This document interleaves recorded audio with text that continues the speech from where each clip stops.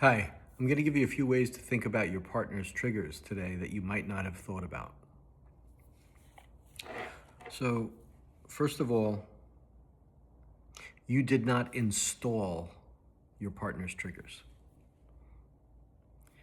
You're triggering them, but you didn't install them into that person. Somebody else did that. You can thank somebody else for that. Probably a mom or a dad or a sibling who overlooked or was overly anxious or over controlling or skeptical or blaming or shaming or very debating. That person did that to your partner, or they modeled it in front of your partner to their spouse. Okay? Very likely. Most people's triggers in adult relationships come from the early years.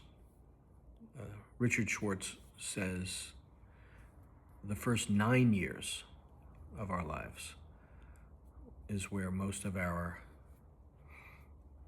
I call them origin stories, of our exiles or our parts are coming from. So that's one thing to think about. You didn't do this to them. You're definitely triggering it. So you're re-triggering an old wound. So that's for starters. Next is when your partner is triggered, you're now dealing with a younger version of them, right? So they may look like they're 38 or 58. Not the case. That person is now 8. That person is now 4 for the time being. And kids generally do well or do better when we treat them with compassion. Not with logic and debating and dismissing. Right? They don't do well with that. That doesn't really serve them. Okay? So that's a younger version of your partner. Now, if you tell them you're acting like a child or you're acting like your father, it's not. The father would actually be a younger version of the father in this case. So it's still a kid, but it's a younger version of your partner. If you tell them you're acting like, you're shaming now, and that person was probably shamed already, and so now you're doing it again. So you're adding to it now. You're not de-escalating, you're adding. So that's another thing to be mindful about. And then you could also think about your first responder to your partner's trigger is probably not the most resourceful one.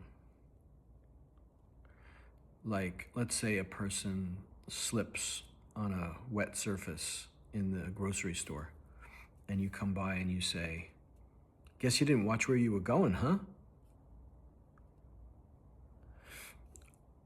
So that's a gross overstatement, but often when our partners are triggered, our first response is not the most skillful one. So with strangers, it's easier to be more skillful, but with our partners, probably not the most skillful is the first response that comes up for you. If it's debate, dismiss, defend, or weapons, walls, and ways out. So a weapon would be like a name calling. Walls would be like numb or a one-word answer.